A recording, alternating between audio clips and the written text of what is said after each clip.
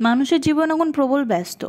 সেই ব্যস্ততার কারণে দুর্ঘটনা ঘটাতে মানুষ সময় লাগায় না, কিন্তু সেই অ্যাক্সিডেন্টের ফলে যেই অসহায় অবলাটির কী পরিস্থিতি হলো সেটি কিন্তু মানুষ ভাবে না। এই ধরনের অ্যাক্সিডেন্টগ্রস্ত ফুল বডি প্যারালাইজড অসহায় অবলাগুলিকে সুস্থ স্বাভাবিক জীবনে ফিরিয়ে আনার যে লড়াই এই ভিডিওতে, সেটি আপনারা দেখতে পাবেন।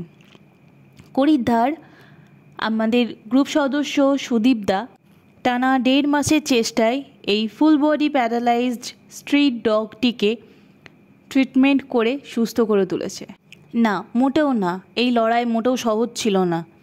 ধৈর্য ধরে বিশ্বাস রেখে টানা ট্রিটমেন্ট চালিয়ে যাওয়া মোটেও সহজ নয়, যেখানে আমাদের ফান্ডের অবস্থা একদমই নিঃস্ব।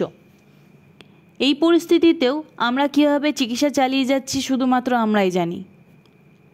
কুকুরটির টানা এই 1.5 মাস ট্রিটমেন্ট চলেছে, ফিজিওথেরাপি চলেছে, প্রয়োজনীয় মেডিসিন চলেছে এবং স্যালাইন চলেছে।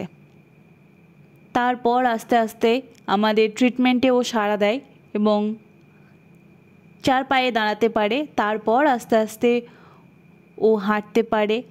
এই সময়টা আমাদের কাছে আমাদের সন্তানের প্রথম হাঁটতে শেখার মতোই আনন্দময়। কুকুরটি যখন সম্পূর্ণ সুস্থ হয়ে যায়, আমাদের দেখে যে এই লেজ নেড়ে এগিয়ে আসা, এটা যে কি খুশির, আপনারা যারা রাস্তার অসহায় অবলাগুলিকে ভালোবাসেন তারাই জানবেন।